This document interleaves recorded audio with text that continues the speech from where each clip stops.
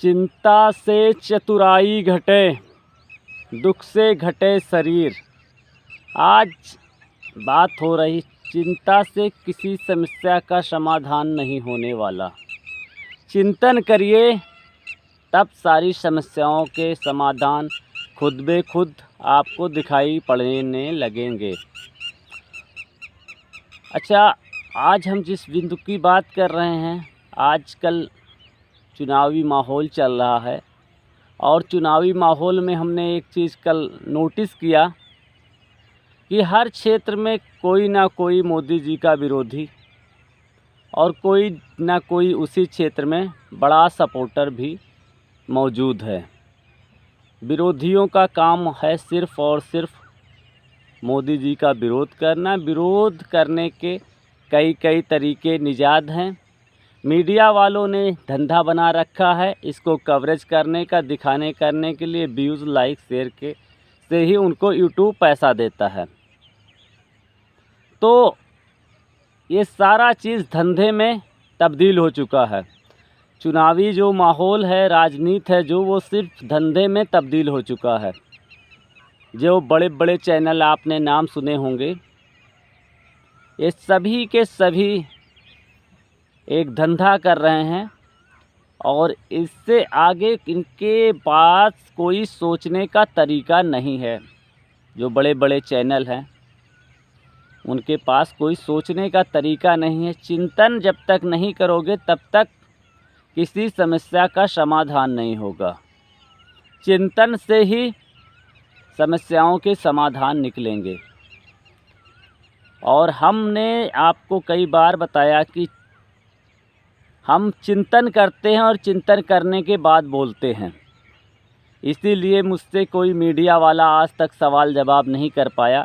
मैंने मीडिया वालों को जाहिल गंवार तक बोला, अनाप शनाप शब्द भी उनके लिए प्रयोग किए और उनको गंवार से गंवार व्यक्ति बताया, लेकिन किसी ने भी पलट के हमारी तरफ वार नहीं करने की हिम्मत की। और अभी हम एक दो नाम ना लेकर के बड़े नाम आपको लेते हैं, जैसे नेहा सिंह राठौर हैं जो भारतीय जनता पार्टी की बुराई करके उनके खिलाफ गाने गा के प्रसिद्ध हो गई। मतलब प्रसिद्धि पाने का उन्होंने अच्छा तरीका निकाला कि मोदी जी की आलोचना की जाए और उससे उन्होंने सफलता खूब प्राप्त की।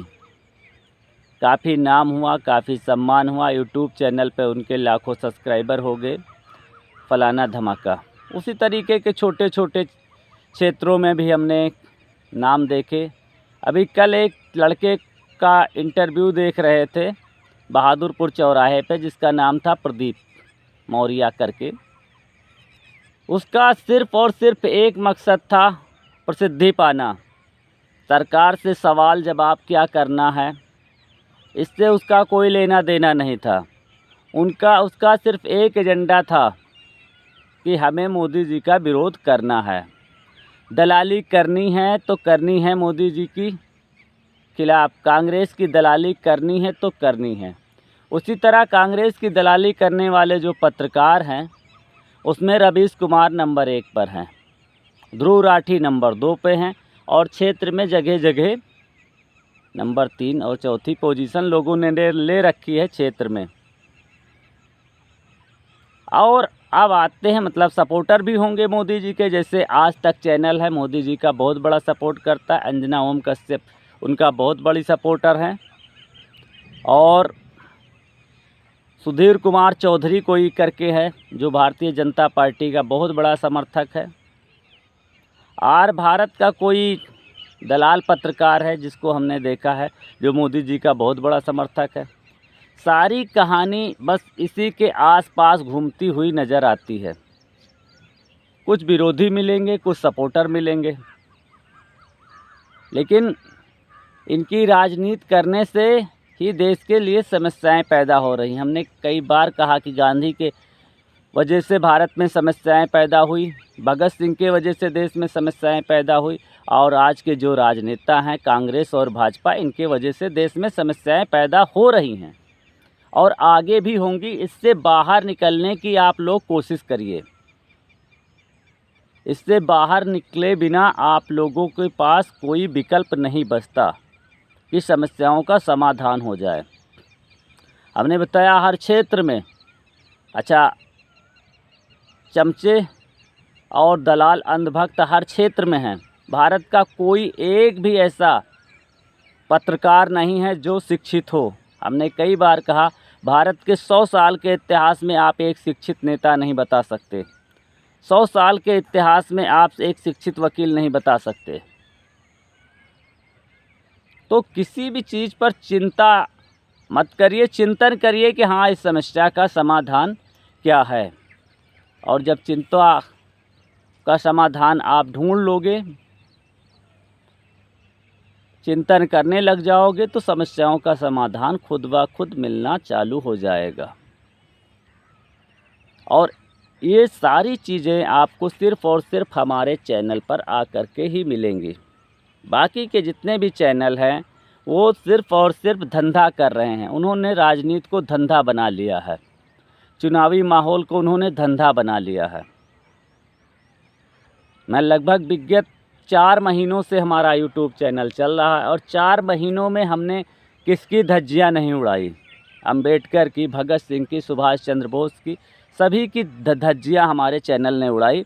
मगर किसी माई के लाल में अभी तक क्षमता नहीं हुई, किसी पत्रकार में ये क्षमता नहीं हुई वो आकर के हमारा इंटरव्यू ले सके और हमारे चैनल पर आकर के हमारे चैनल को चैलेंज कर सके। तो बस राजनीति यहीं तक है कि मोदी जी का विरोध करना, सपोर्ट करना, यही भारत में राजनीति रह गई है। आजीवन कांग्रेस की गलत नीतियों का सपोर्ट करते रहे अटल बिहारी वाजपेयी जी। पूरे जीवन सिर्फ एक ही विपक्ष था, मुलायम सिंह यादव कांग्रेस के नीतियों का सपोर्ट करते रहे और दिखावे के लिए सिर्फ कांग्रेस पार्टी के नेताओं का विरोध करते रहे कि ये गलत है, ये भ्रष्ट है, ये वगैरह वगैरह हैं।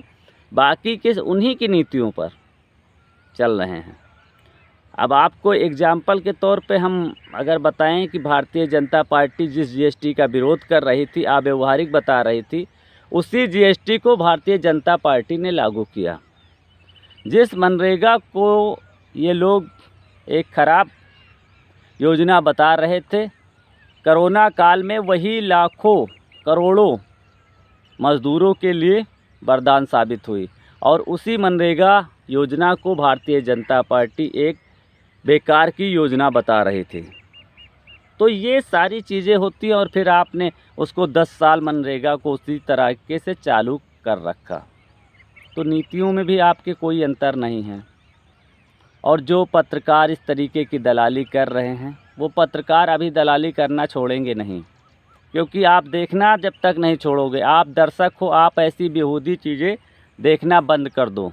जितने भी चैनल हैं जो आपके काम के नहीं है, सिर्फ जो चुनावी माहौल सेट करते हैं, चुनावी माहौल तैयार करते हैं, इससे आप लोगों को कोई फ़ायदा नहीं होना है। आप इन सारे चैनलों को ब्लॉक करो, तब आपकी समस्याओं का समाधान हो पाएगा। धन्यवाद साथियों।